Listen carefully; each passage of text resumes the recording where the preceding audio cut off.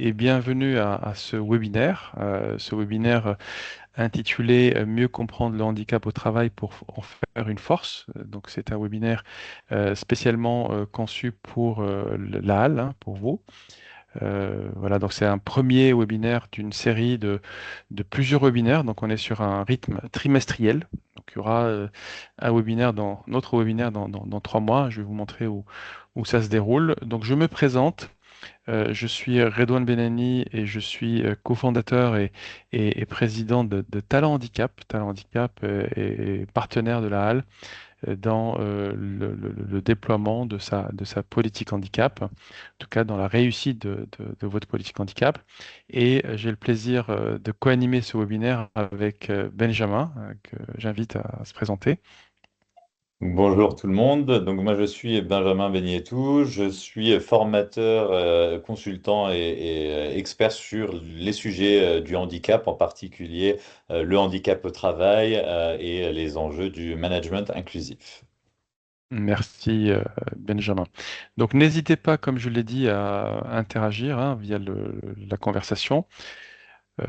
Voilà, rapidement, Talent Handicap, on est acteur de référence sur les sujets du handicap au travail. Voilà, vraiment notre objectif et notre raison d'être, c'est vraiment de faire progresser l'engagement des employeurs pour le handicap et l'inclusion, afin que les personnes en situation de handicap disposent de l'avenir professionnel qui leur correspond et qu'on soit vraiment dans un monde du travail inclusif. On va voir euh, pourquoi. Là, vous avez le lien, de toute façon, ce support, vous l'aurez après, le lien vers l'espace webinaire dédié à la halle, hein, je vais juste sortir de cette présentation pour vous montrer très rapidement donc cet espace. Hein. Donc il y a cet espace qui présente les différents webinaires qui sont à votre disposition. Donc avec un premier aujourd'hui sur le handicap pour mieux le comprendre et en faire une force. Et puis vous avez d'autres webinaires ici je- voilà, un 24 février sur les biais cognitifs hein, pour les déjouer et déconstruire nos préjugés, ce qui est un sujet important également. Vous avez également un autre webinaire sur le handicap invisible. On va voir pourquoi, etc. Donc n'hésitez pas, vous avez le lien dans le support, à venir vous inscrire au webinaire qui vous intéresse. Donc, je reviens sur le support hein, de ce webinaire. Vous avez également accès à un service qu'on appelle Hotline Talent Handicap. Hotline Talent Handicap, c'est un service qui vous permet, pareil, hein, c'est un espace web qui vous permet déjà de vous informer sur le handicap, d'avoir un premier niveau de réponse aux questions que vous pourriez vous poser, parce que soit vous êtes concerné directement, soit vous êtes manager de personnes qui pourraient être concernées par le handicap, vous êtes aidant, etc. Donc c'est vraiment un espace pour vous informer, mais aussi pour vous accompagner et de manière personnalisée et confidentielle. Donc, vous pouvez en fait, à travers cet espace, prendre rendez-vous avec un expert à l'handicap pour un rendez-vous individuel. Quelques petites informations sur le déroulement de ce webinaire. Hein. On est ensemble pendant 1 heure.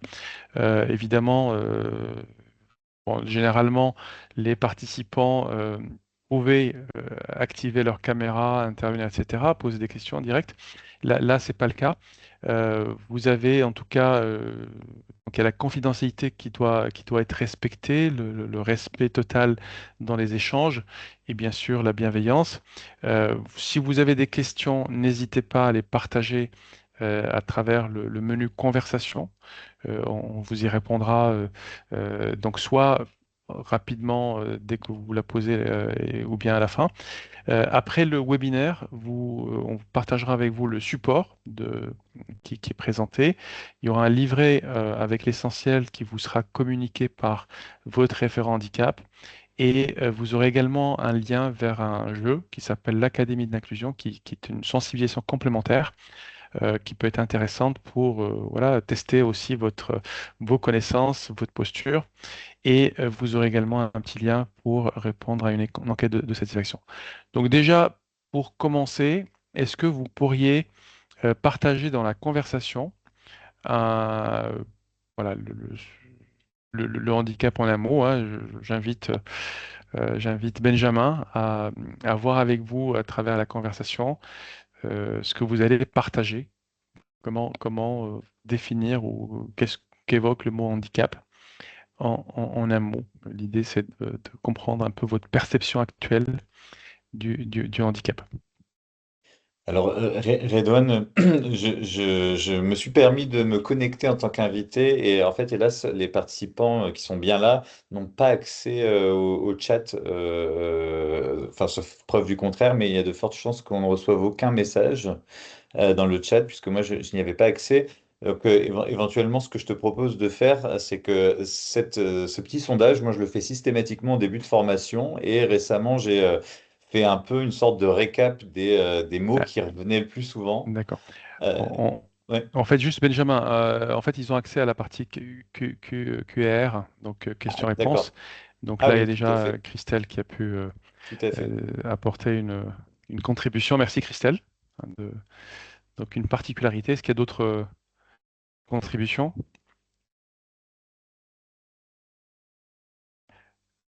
Très bien. Bah, écoutez, on va avancer. On va avancer et n'hésitez pas, vous pouvez continuer à écrire voilà, ce qui peut définir le handicap pour vous.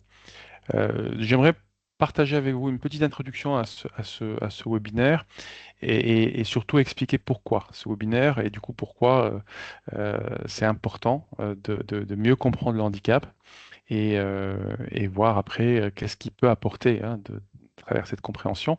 Je partage cette citation que j'aime beaucoup parce que c'est toujours important de comprendre pourquoi on fait les choses et c'est ce qui nous permet après de facilement trouver les solutions du comment, hein. Donc c'est Nietzsche qui dit celui qui a un pourquoi peut supporter presque n'importe quel comment. Euh, voilà, et du coup, si vous comprenez pourquoi, vous allez, vous allez facilement voir comment, avec une grande motivation, comment y arriver. Donc pourquoi et aussi pour qui ce webinaire. Euh, donc en fait, ce webinaire et ce sujet, c'est parce que le handicap, souvent, il est souvent méconnu ou mal compris, confronté à des peurs, à des préjugés qui conduisent à des injustices, à de la discrimination et à l'exclusion, ce qui est évidemment préjudiciable aux personnes en situation de handicap, mais ce dont on n'a pas généralement conscience, c'est que c'est préjudiciable aussi à tout salarié, à tout le monde, et à toute l'entreprise, et du coup à la société tout entière. Sans cette compréhension du handicap et cette prise de conscience, vous pourriez exclure ou blesser des personnes avec qui que vous côtoyez, avec qui vous collaborez. Ça peut être des collègues, ça peut être des clients. Ça peut être fait de manière inconsciente, donc inconsciemment ou involontairement, à cause de maladresse ou à cause de malentendus, d'incompréhension de préjugés ou simplement par méconnaissance du handicap et de ses enjeux. Donc, d'où l'importance de bien comprendre le handicap pour ne pas causer ce type d'injustice, etc. Donc, parce que personne ne doit être exclu de ses droits fondamentaux du fait de sa différence, parce que toute personne avec ou sans handicap est capable de travailler. Donc souvent, on pense que le handicap empêche le travail. Non, toute personne peut travailler, mais selon ses aptitudes, selon, et bien sûr, selon ses appétences et ses possibilités, et surtout aujourd'hui avec tous les progrès technologiques. Donc, toute personne doit pouvoir travailler, évoluer, acquérir des connaissances et des compétences, participer, se rendre utile, avoir toute sa place dans la société et bien sûr dans l'entreprise, dans le milieu du travail. C'est pourquoi c'est fondamental de permettre à chacun et à chacune au travail, de mieux connaître le handicap, de mieux le comprendre, de mieux l'accueillir et de contribuer avec engagement à cette transformation du monde du travail pour viser toujours plus d'inclusivité, ce qui, on va le voir, est vraiment profitable à tous, hein, c'est ce que j'ai dit au début, et constitue une véritable force pour tous, conciliant performance et progrès humain. Donc l'entreprise et tout acteur de l'entreprise, vous avez et nous avons tous un rôle à jouer. Et comme vous allez le voir, le handicap nous concerne tous. Ce webinaire, pour répondre à la deuxième question pour qui, il s'adresse vraiment à tout le monde, parce que vous allez voir, on est tous concernés, on est tous acteurs. Voilà pour cette petite introduction. Euh, je laisse la parole à notre expert Benjamin pour nous présenter les objectifs ou l'objectif de ce webinaire. Merci Redouane. Donc effectivement, les objectifs de ce webinaire, hein, comme tu l'as déjà un peu évoqué, ça va être de mieux comprendre d'une manière générale le handicap, parce que très souvent on se rend compte que entre notre vision du handicap et la réalité du handicap, bah, il y a un monde, et donc on va essayer durant cette heure de démystifier au maximum justement ce monde. On va parler de handicap visible ou invisible et les enjeux qui découlent du fait que certains handicaps en particulier sont invisibles, hein, parce que ça a évidemment un impact. On va également parler du cadre légal qui régit justement l'emploi des personnes en situation de handicap en France, hein, avec un cadre qui a beaucoup évolué au fil des années. Parce qu'il n'y a rien d'aussi impactant que les chiffres. On va forcément parler de chiffres, hein. Les chiffres, c'est la réalité, ce sont des mesures et elles reflètent justement une réalité qui permet de déconstruire aussi certaines perceptions, certaines visions.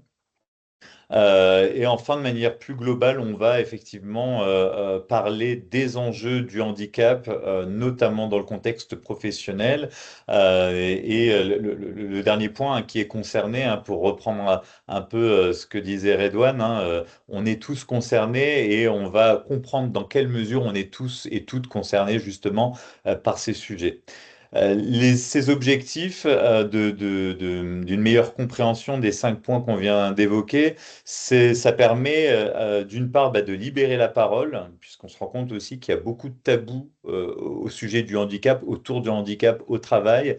Et effectivement, le fait de ne pas en parler, ça n'aide pas à briser justement ces tabous. Donc, c'est également l'un des objectifs de déconstruire les préjugés ou de les dépasser, de dépasser les préjugés liés au handicap, de pouvoir aussi donner plus de confiance, d'une part aux personnes en situation de handicap, mais également aux personnes qui ne sont pas en situation de handicap et qui collaborent au quotidien ou qui managent au quotidien des personnes en situation de handicap et qui éventuellement auraient peur de ne pas bien s'y prendre. Donc, développer la confiance, c'est un élément hyper important. Et d'une manière générale, et c'est probablement ce que je préfère, finalement, plutôt que de percevoir le handicap comme une contrainte, d'en faire plutôt une force, parce que c'est véritablement, comme toutes les diversités, une force, notamment pour les entreprises. Merci Benjamin. Je vais Donc, continuer du ouais, coup. je veux bien. Donc, handicap et inclusion, alors il y a une chose qui est essentielle pour comprendre la thématique du handicap, c'est de bien pouvoir distinguer deux termes qui sont égalité et équité. Alors ici, on a effectivement une situation dite d'égalité.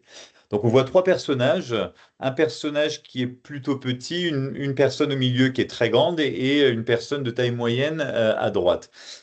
On se rend compte dans un système d'égalité que l'égalité, c'est distribuer les ressources d'une manière égale, c'est-à-dire on donne la même chose à tout le monde. Et donc on se rend compte dans un système d'égalité que ça génère de l'exclusion, puisque on voit que le personnage de gauche, d'avoir la même ressource que toutes les autres personnes, à savoir une petite boîte, ne lui permet pas d'accéder à la fête qu'il y a de l'autre côté de la barrière, et donc égalité, ça peut générer de l'exclusion. Ça génère de l'exclusion tout simplement parce que l'égalité ne prend pas en compte une chose, c'est que sur plusieurs aspects, nous ne sommes pas tous égaux. Et en l'occurrence, ici, les trois personnages ne sont pas égaux en taille. On a des personnes qui sont grandes et d'autres qui sont plus petites. À côté de ça, on va avoir donc l'image du milieu qui est ce qu'on va appeler l'équité, mais ici effectivement c'est illustré par ce qu'on appelle de la compensation, ce qui veut dire qu'au lieu de répartir les ressources d'une manière égale, on va donner plus ou différemment aux personnes qui ont besoin de plus ou de quelque chose de différent, et on va moins donner à celles qui n'en ont pas besoin. Et en l'occurrence, ici, la dame du milieu, on se rend compte qu'elle n'avait pas besoin de boîte pour pouvoir voir la fête de l'autre côté du mur, contrairement au petit garçon qui, lui, aurait plutôt besoin de deux boîtes pour pouvoir voir ce qui se passe de l'autre côté. Donc ça, c'est ce qu'on va appeler une compensation, c'est-à-dire une répartition en fonction des besoins des personnes. On va leur donner ce dont ils ont besoin pour pouvoir, entre guillemets, faire société ici, c'est-à-dire participer à la fête. L'image d'à côté, elle est d'autant plus intéressante parce que ici, pour voir ce qui se passe de l'autre côté du mur, on décide carrément d'enlever le mur. Et le mur, en fait, de retirer le mur, d'enlever toutes les barrières, c'est ce qui permet d'accéder à la fête, hein. Donc c'est ce qu'on va appeler de l'accessibilité. Et c'est comme ça qu'on définit aujourd'hui l'inclusion, c'est-à-dire retirer toutes les barrières qui empêchent ici en l'occurrence, d'accéder à la fête ou tout simplement retirer les barrières qui empêchent d'éventuellement pouvoir travailler ou pouvoir être inclus dans un milieu professionnel. Donc l'inclusion, elle consiste tout simplement donc à créer un environnement qui va être à la fois équitable et ouvert à tous, où chacun sera valorisé et respecté, où les gens peuvent être tels qu'ils sont en fait, puisqu'on va retirer toutes les barrières qui leur empêchent de faire société et pouvoir leur permettre de contribuer pleinement avec une véritable égalité des droits et des chances.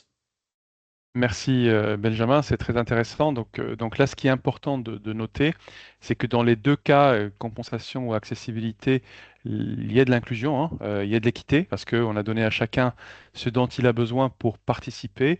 Sauf que avec l'image de droite, c'est plus simple. Le fait d'avoir enlevé le mur, on ne se pose plus la question si il y a des personnes qui ont des besoins particuliers.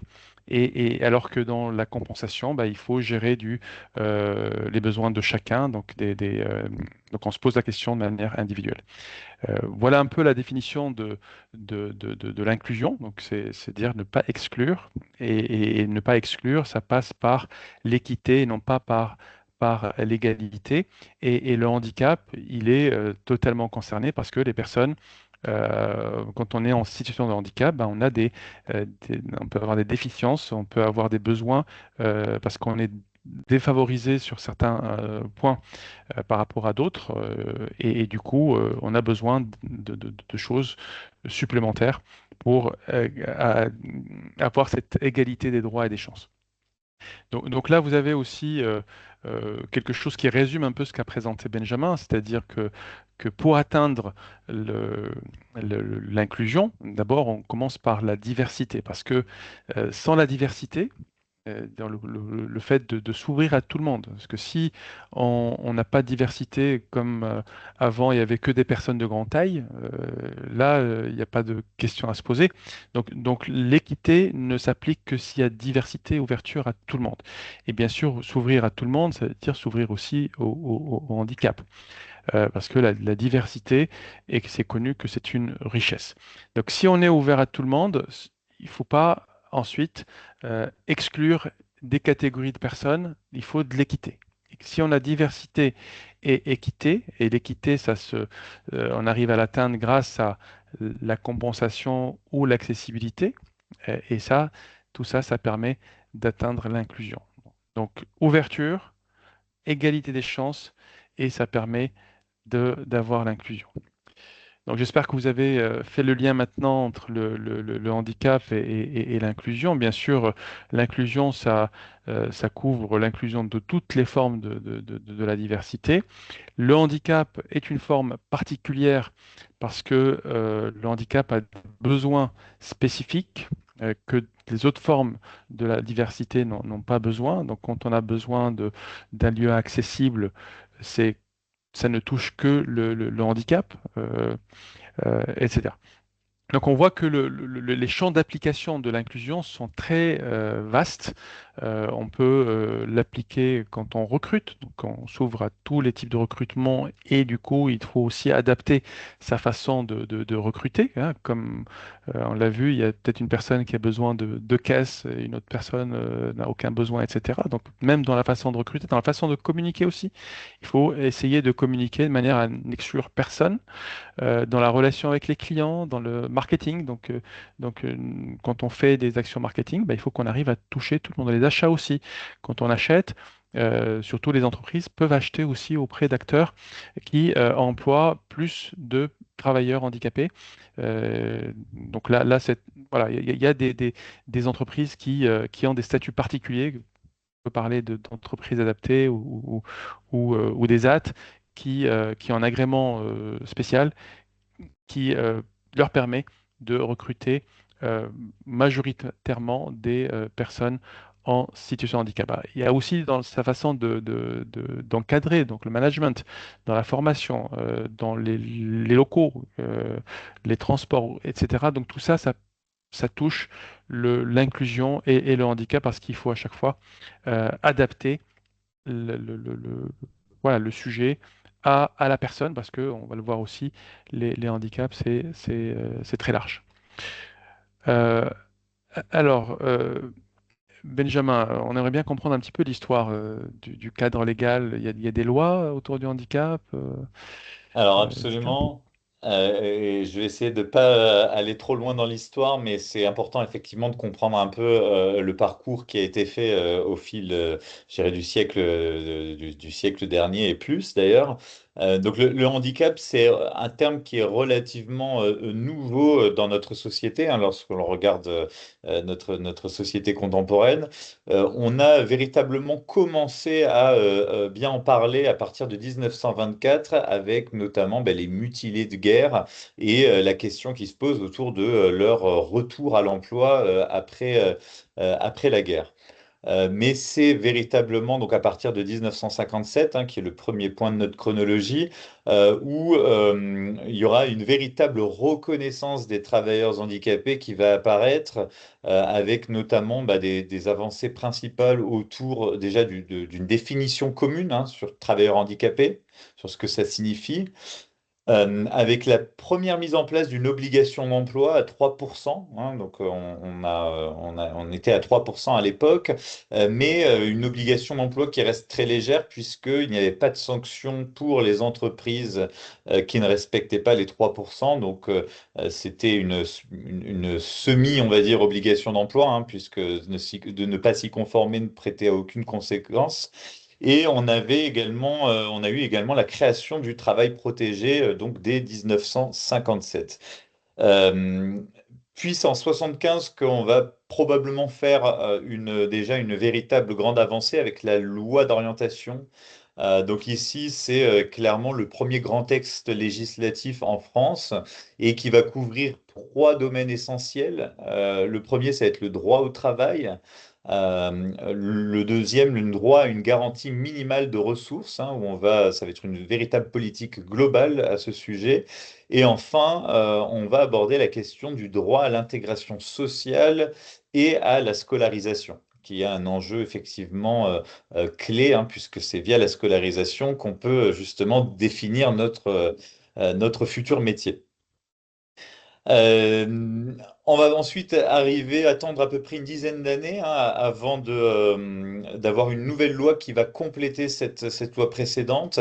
Donc 1987, la loi en faveur de l'emploi des travailleurs handicapés, qui va désormais définir un taux d'emploi de 6% au lieu de 3% pour tout employeur de plus de 20 employés.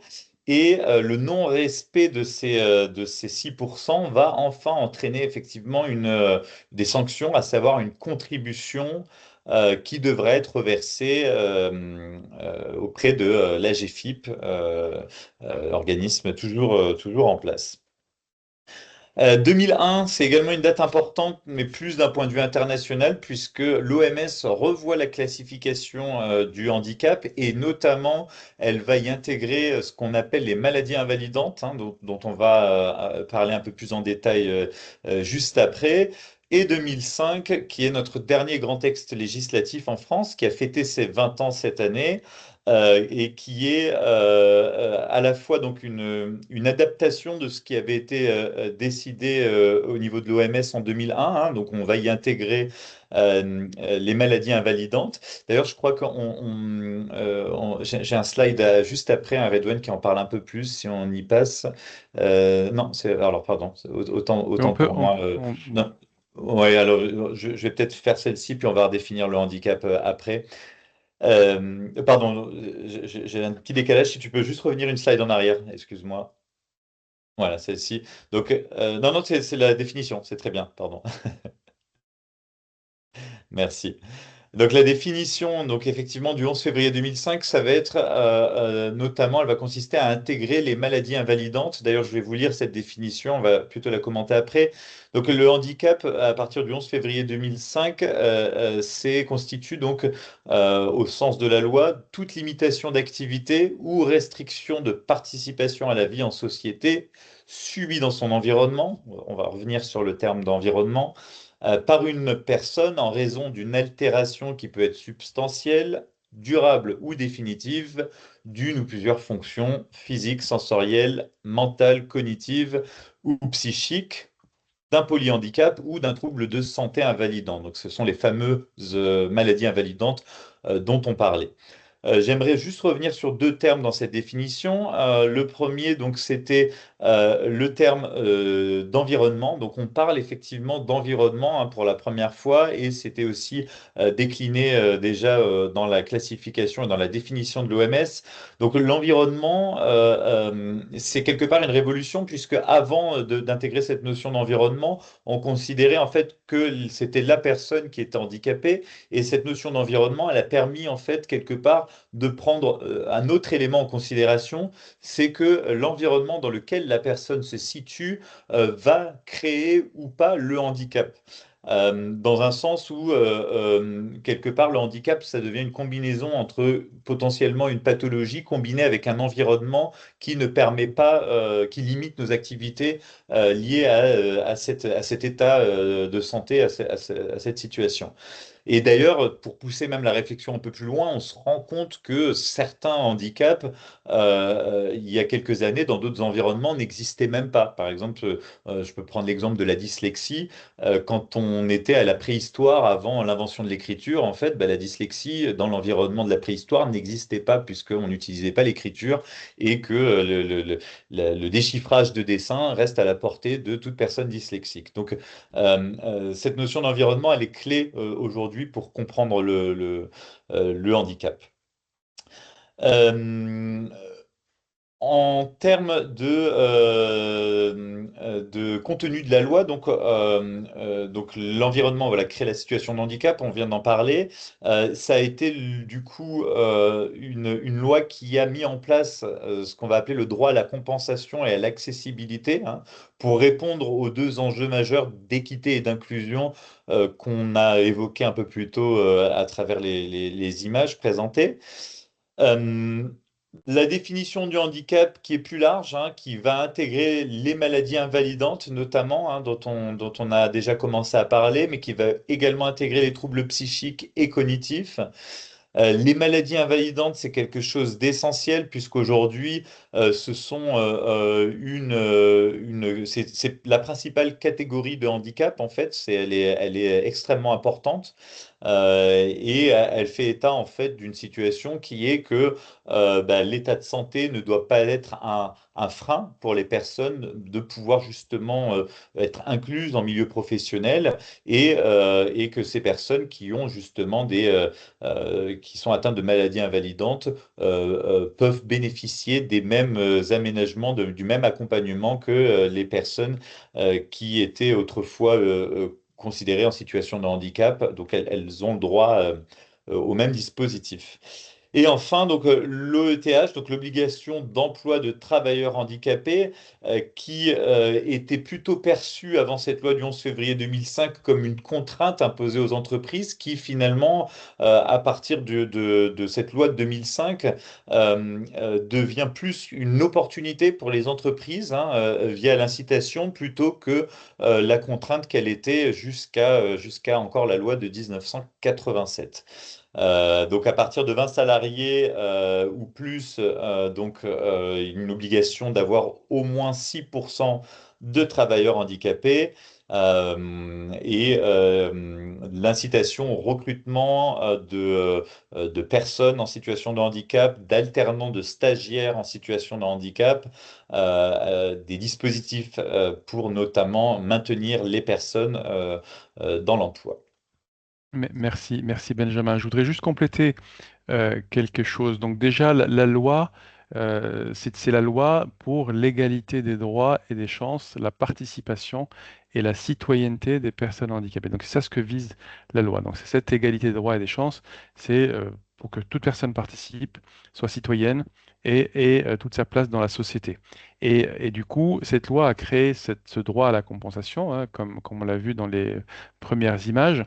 Et le fait d'avoir des maladies invalidantes qui soient comprises dans la définition du handicap, en fait, toute situation qui limite la personne dans son activité. Je prends un exemple, j'ai un mal de dos chronique, je ne peux pas rester trop longtemps assis. euh, où j'ai besoin d'un siège particulier qui tient en compte de mon problème de santé, bah, je suis en situation de handicap. Parce que je ne peux pas rester assis sur un siège classique. J'ai eu un cancer, je suis en rémission.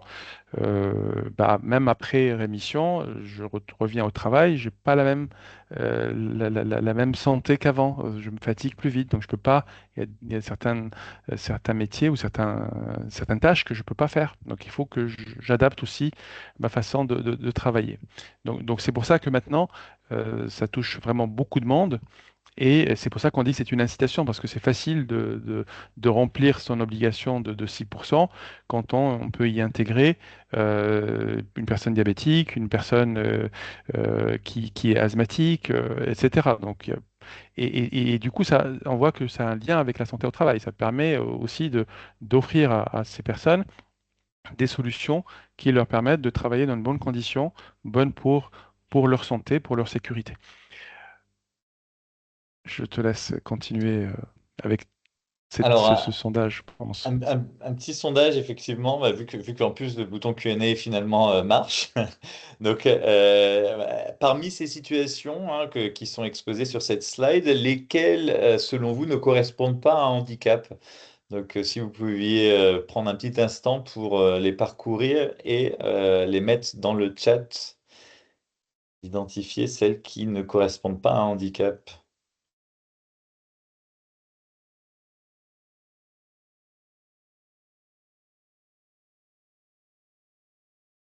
En tout cas, n'hésitez pas à écrire dans la partie Q&R votre réponse. On va continuer à avancer parce qu'on a pris un peu de retard.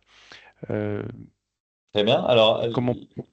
la question piège était que effectivement il n'y avait aucune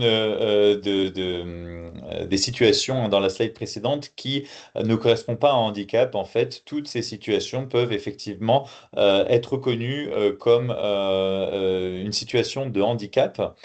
Alors, je vois les réponses qui apparaissent, hein, allergie, dyslexie. Donc, effectivement, ces situations peuvent être considérées comme une situation de handicap. Voilà. Donc, c'est l'un des messages principaux. Le handicap, comme le disait Redouane, hein, c'est bien plus large que ce que l'on s'imagine très souvent, hein, notamment fauteuil roulant et tout ce qui est très symbolique du handicap. Il touche beaucoup plus de monde. Il est extrêmement diversifié, hein. On parle plutôt des handicaps que du handicap, hein, finalement. Et surtout, on se rend compte que 80% des handicaps sont invisibles, ce qui crée des enjeux majeurs, hein, puisque qui dit handicap invisible dit que les personnes peuvent quelque part faire le choix de le dire ou de ne pas le dire.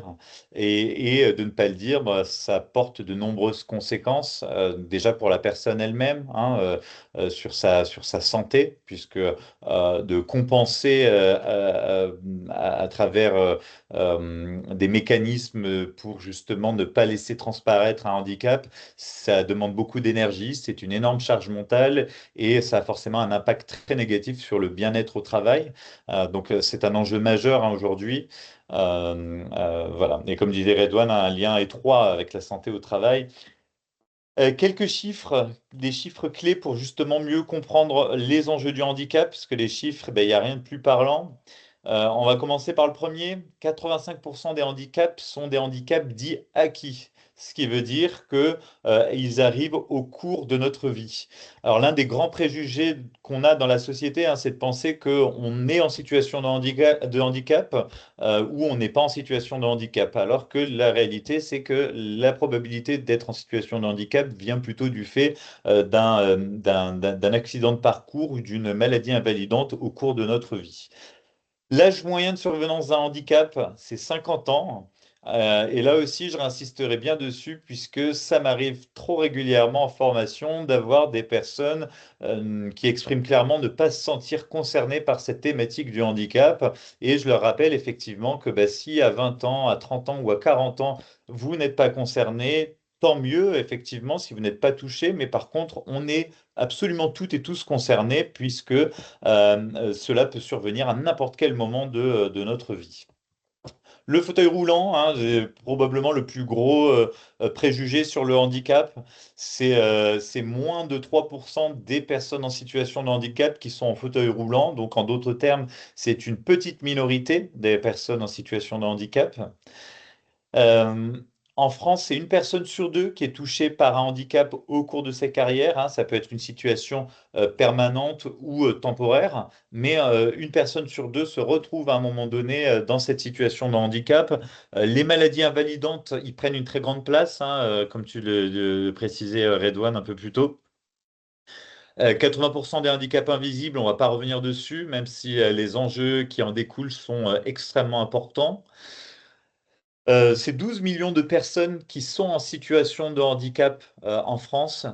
Donc, c'est une part considérable de la société, hein, et je refais le lien avec cet âge moyen de 50 ans où, quelque part, on peut imaginer une courbe qui est que bah, plus on avance dans l'âge, plus la probabilité de se retrouver en situation de handicap va augmenter, hein.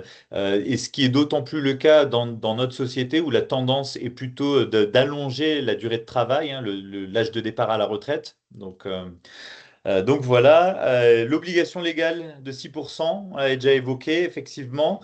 En revanche, un autre chiffre beaucoup moins réjouissant qui est 3,6%. Donc c'est le taux d'emploi réel en 2023. Donc vous voyez qu'on a un certain gap avec l'obligation légale de 6%. Même si ce taux a plutôt tendance à continuer à légèrement augmenter, on est encore aujourd'hui dans une situation où soit des employeurs ne cherchent pas véritablement à augmenter leur taux, hein, d'emploi de personnes en situation de handicap, ou également des situations où beaucoup de gens préfèrent ne pas se faire reconnaître en situation de handicap. Le message principal ici, c'est que bah, le handicap, on est toutes et tous concernés. Ça peut venir et survenir à n'importe quel moment de notre vie. Et c'est pour ça qu'il est important d'être sensibilisé pendant tout notre parcours professionnel.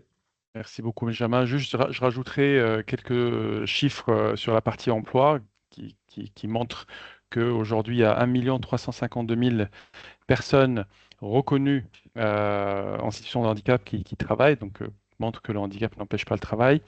Mais il y a beaucoup de personnes en situation de handicap qui sont au chômage.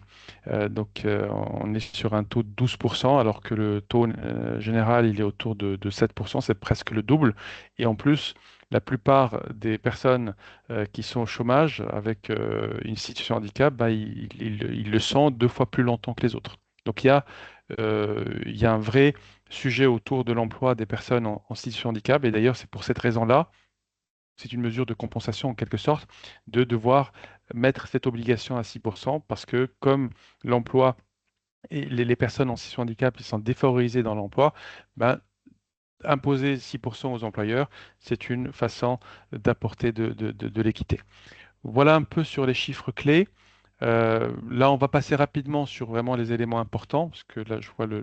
l'heure qui Je vais juste tourne. dire un petit mot là-dessus, Redouane, Hmm, effectivement. je Donc, veux bien. on parle de compensation depuis tout à l'heure, hein. La compensation, c'est ce qu'on va appeler donc des solutions raisonnables, des aménagements raisonnables. Et par raisonnable, ce qu'on entend, c'est des aménagements qui vont pas entraîner des coûts disproportionnés pour les organisations et dont le but est de neutraliser ou diminuer un désavantage subi. Alors, ça peut être des aides techniques, des aides humaines, une réorganisation du travail. D'ailleurs, on va peut-être passer à la slide suivante où on a des éléments beaucoup plus concrets, hein, voilà. Ça peut être donc des aménagements d'horaires, des pauses plus fréquentes, ça peut être la mise en place de télétravail, des aménagements matériels comme un bureau ergonomique, des sièges ergonomiques, des écrans adaptés. Ça peut être également de la formation, ça c'est quelque chose d'important, hein, de formation pour la personne en situation de handicap, mais également pour son équipe, pour ses collègues qui vont justement travailler avec cette personne. Donc ces aménagements sont extrêmement divers et doivent répondre aux besoins particuliers de la personne en situation de handicap. Très bien, merci Benjamin. Là, on va passer maintenant à la partie enjeux, hein. C'est quand même important de comprendre les enjeux qu'il y a derrière la compréhension et l'accueil, hein, du handicap. Comme vous l'avez compris, je pense, à travers ce qu'on vous a présenté, le fait de déconstruire ces préjugés, le fait de libérer la parole et comprendre qui est concerné, qui ne l'est pas et comment on peut être concerné, bah, ça développe la confiance. Et du coup, quand on sait que le handicap peut survenir chez n'importe qui, n'importe quand, on l'a vu, une personne sur deux est concernée, et l'âge moyen de survenance du handicap, c'est autour de 50 ans, bah, n'importe qui peut se dire, ça peut me toucher. Personne n'est à l'abri. Et le fait de s'en préoccuper, de bien comprendre, s'y préparer, etc., ben voilà, si jamais ça arrive, ça peut arriver, donc on est préparé. Et si on n'a rien, au moins on sait que on est en confiance. Si jamais ça nous arrive, on ne sera pas exclu. On est dans un environnement qui va favoriser notre maintien dans l'emploi, avec des aménagements, avec des solutions de compensation, avec de l'accessibilité, etc. Donc, ce qui est vraiment important ici, c'est vraiment de comprendre que le handicap nous concerne tous. Soit parce qu'il peut nous toucher, donc c'est comme une sorte d'assurance. Quand si ça nous touche, ben, il va être bien pris en compte. Et même si ça ne nous touche pas, et c'est ce que j'espère à tout le monde, ben, on sera utile aux autres parce qu'on pourra aider les autres, on pourra bien travailler avec les autres et ça nous permet aussi de développer des compétences personnelles, des compétences inclusives qui peuvent nous servir dans notre travail. Quels sont les principaux freins euh, voilà, à l'inclusion, à l'accueil du handicap? D'abord, c'est la méconnaissance. Et aujourd'hui, avec ce webinaire, on veut développer la connaissance pour, euh, euh, pour éviter des peurs, parce que quand on ne connaît pas, on a peur de ce qu'on ne connaît pas, on évite. Et ça crée de l'exclusion, ça crée de l'injustice. Donc déjà, enlever la méconnaissance. Et ça, c'est très simple. Il faut juste informer, mais aussi que les personnes à qui on veut transmettre ces connaissances soient réceptives. Donc il faut aussi de l'engagement de la part des autres pour développer leur connaissance du sujet. Et il faut déconstruire évidemment les préjugés. Il y a beaucoup de préjugés autour du handicap et beaucoup de stéréotypes qui conduisent à de la discrimination. On sait très bien que la discrimination, c'est interdit par la loi, par le Code du travail. Le manque de formation aussi, c'est un vrai frein. La formation, comme l'a dit Benjamin, des personnes concernées, parce que quand on a un handicap, des fois, on peut se dire, ça sert à rien de me former. Si je me forme, à quoi ça sert? Personne va vouloir m'embaucher. On peut même être influencé par son entourage. Donc on peut avoir une sorte d'autocensure qui ne nous encourage pas à nous former. Et aussi le fait d'être dans un univers de l'enseignement, de l'éducation, qui n'est pas inclusif, hein, faut le reconnaître. L'école aujourd'hui, elle n'est pas inclusive. Donc les personnes qui se forment avec un handicap doivent, comment dire, fournir des efforts, doivent avoir une forte motivation pour y arriver. Donc pour atteindre le même niveau de qualification que les autres, ben, elles doivent fournir beaucoup plus d'efforts. Et pour ça, il faut qu'elles se disent, avec la formation, je vais pouvoir travailler. Et les employeurs doivent montrer qu'ils emploient. Et, et ce qui va motiver la personne à se former. Et bien sûr, former aussi les équipes, les, les collègues, pour qu'on puisse travailler avec une bonne cohésion, sans malentendu, sans incompréhension, pour que les recruteurs aussi recrutent sans discrimination, de manière adaptée, les managers aussi managent selon les besoins de chacun. Le frein, j'en ai parlé, l'autocensure et le manque de confiance de la part des personnes. Évidemment, si on n'a pas confiance, si on pense que ça ne sert à rien de se former ou de faire des efforts pour trouver un travail, voilà, on se bloque soi-même. Voilà un peu les freins. C'est important de connaître les freins pour essayer de les lever. Euh, donc les enjeux et les bénéfices majeurs qu'il y a derrière tout ça, c'est que quand on connaît ce qu'est le handicap, quand on sait ce que ça implique de le cacher, et ce que ça implique voilà, d'en parler en transparence, en toute confiance, parce que si on en parle, si on cache, ben, évidemment, ça peut affecter notre santé mentale, mais si comment dire, on révèle euh, en toute confiance, pour ça nous permet en fait finalement de disposer de conditions de travail adaptées à nos besoins, qui sont favorables à notre santé, à notre sécurité. Euh, donc voilà, on voit très bien le lien avec la santé, avec le bien-être et la prévention des risques. Et du coup, comme on l'a dit, le handicap peut arriver chez n'importe qui. Si ça m'arrive aujourd'hui, je suis dans une entreprise qui est engagée, elle va tout faire, va faire le maximum en tout cas, hein. Il faut rester quand même dans des solutions raisonnables, euh, pas disproportionnées, comme l'a dit Benjamin. Donc, je vais être accompagné pour adapter mon poste, disposer d'aménagements qui vont me permettre de maintenir mon emploi, de garder mon emploi. Et là, ça va donner un message très fort à tout le collectif. Tout le monde va se dire, on est dans la bonne entreprise. Si jamais ça m'arrive aussi, je peux compter sur mon entreprise, elle va m'accompagner pour maintenir mon emploi.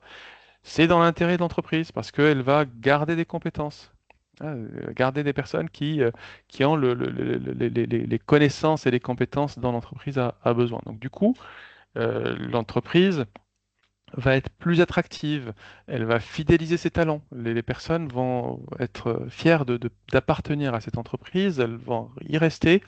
Euh, donc on voit les enjeux hein, de marque employeur, d'attractivité, de santé, etc. Et quand on est engagé pour son entreprise, on va être moins absent. Donc voilà, et aujourd'hui, on peut être absent à cause de problèmes de santé mentale, par rapport à beaucoup de choses.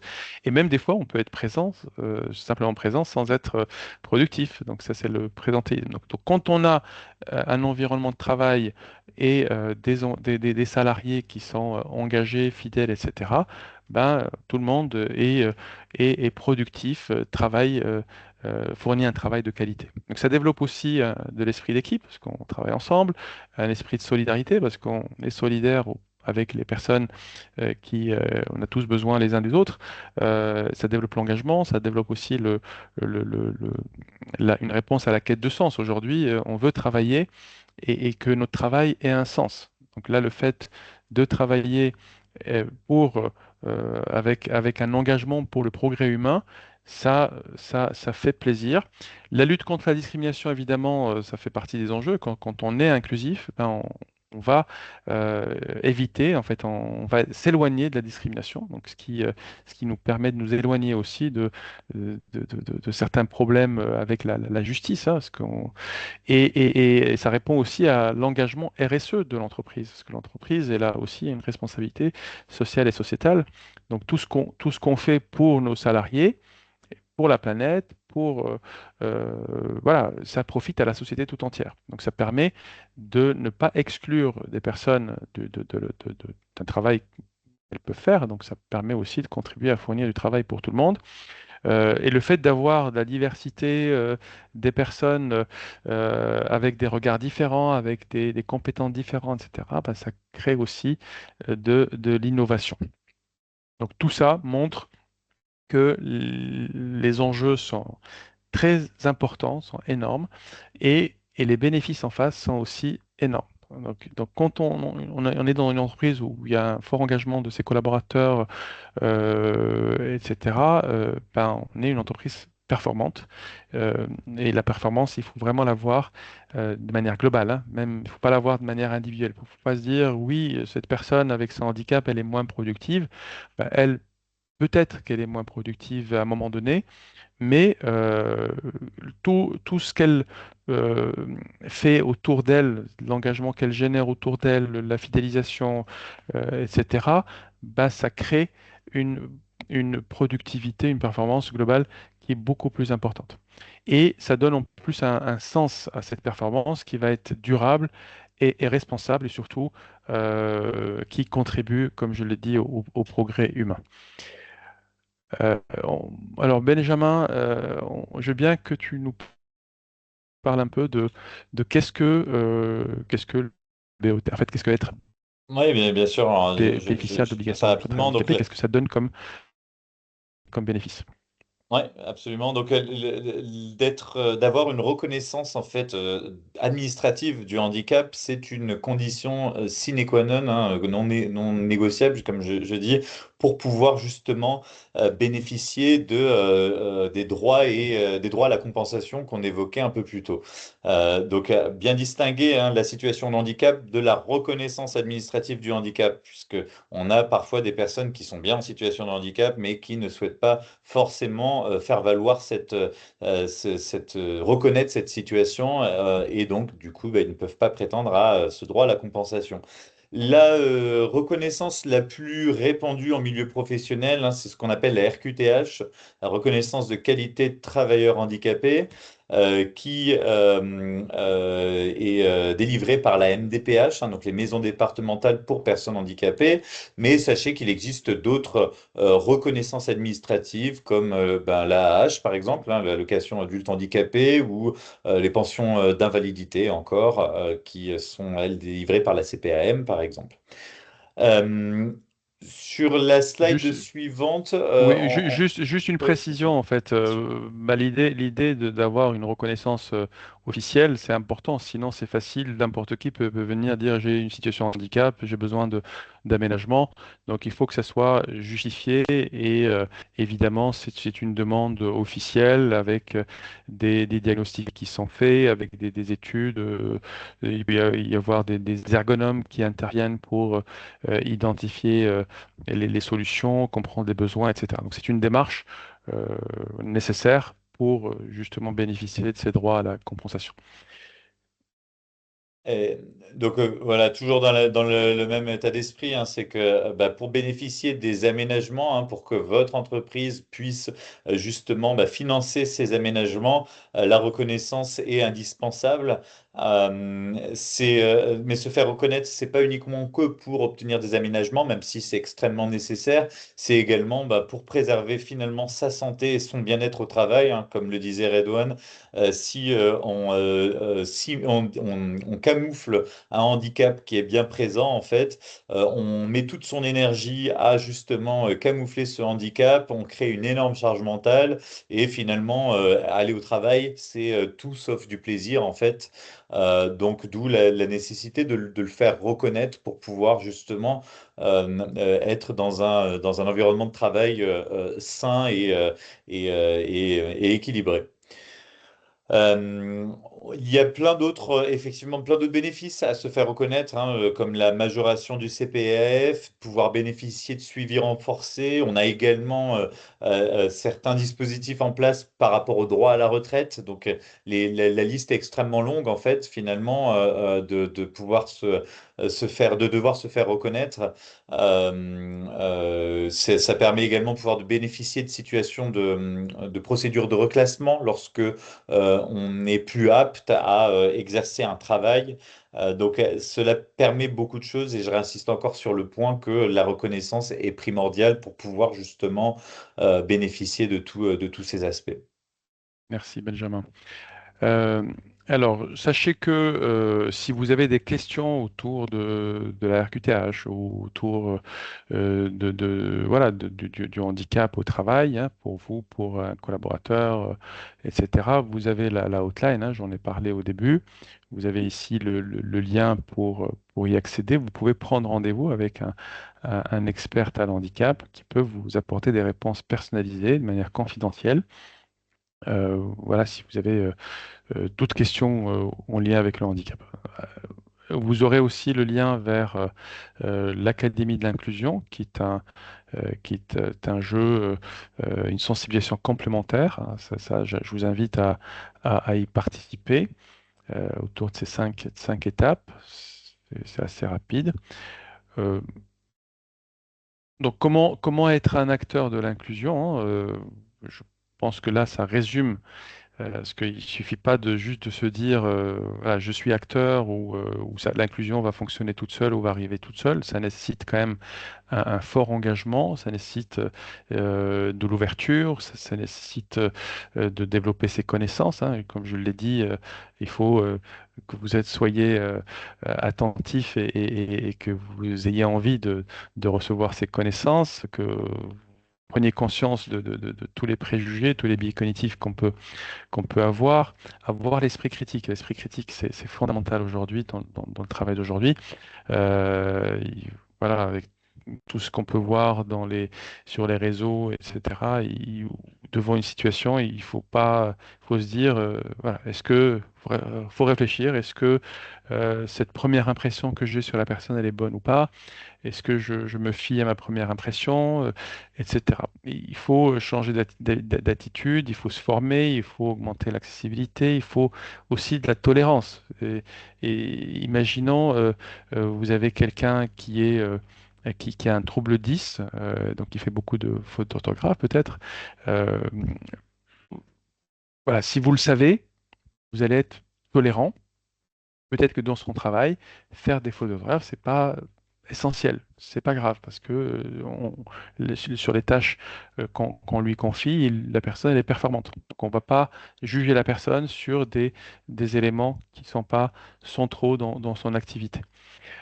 Voilà à peu près, mais surtout le mot que j'allais oublier, c'est d'agir, hein. C'est d'être acteur. Il faut agir, il faut de l'engagement, ça c'est important.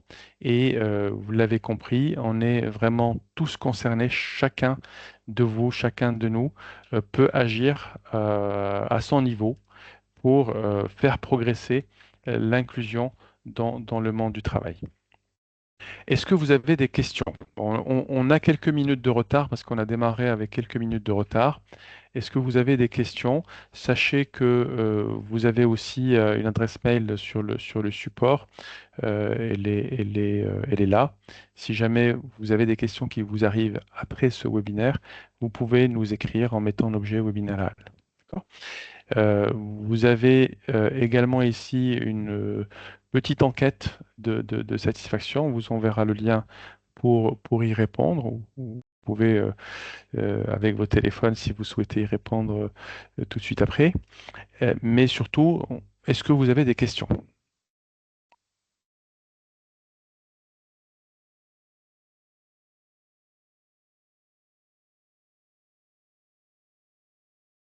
Pas de questions. Bah, écoutez, on va conclure dans ce cas-là. Euh, j'es- voilà, j'espère simplement que vous avez aimé ce webinaire, que vous l'avez trouvé utile. Est-ce que vous pouvez partagez avec nous. Ça, c'est quelque chose que j'aimerais bien avoir de votre part, un petit retour. Si vous deviez garder une chose de ce webinaire, ça serait quoi? Est-ce que vous pouvez partager avec nous euh, dans la partie, dans le chat, hein, dans le questions-réponses, euh, qu'est-ce qui vous a le plus marqué dans, dans ce webinaire ou qu'est-ce que vous aimeriez le plus garder à l'esprit? Est-ce que c'est possible de partager avec nous votre retour? Euh, En attendant, est-ce que Benjamin, tu as une petite conclusion à faire par rapport à ce webinaire, un petit mot de la fin? Oui, bien sûr.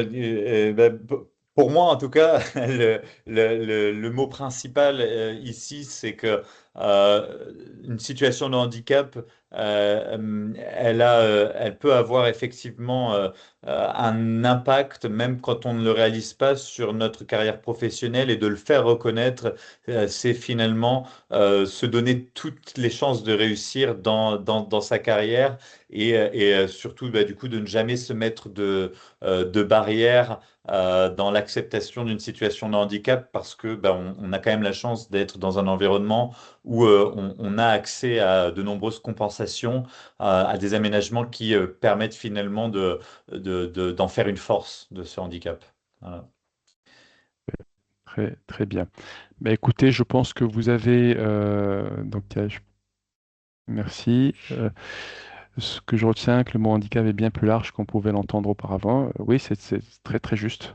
Souvent, on a une méconnaissance du handicap et on croit que le handicap se réduit au fauteuil roulant, à la canne blanche, à la surdité, etc. Alors que c'est beaucoup beaucoup plus large et ça touche beaucoup beaucoup plus de monde que ce que l'on croit. Même 12 millions, c'est sous-estimé, hein. Cela peut concerner tout le monde. Merci, Christelle. Très bien, bah écoutez, moi, la conclusion que je ferai, continuer à partager, c'est vraiment important, hein, de partager ce que vous retenez le plus de ce webinaire. En tout cas, effectivement, le handicap nous concerne tous.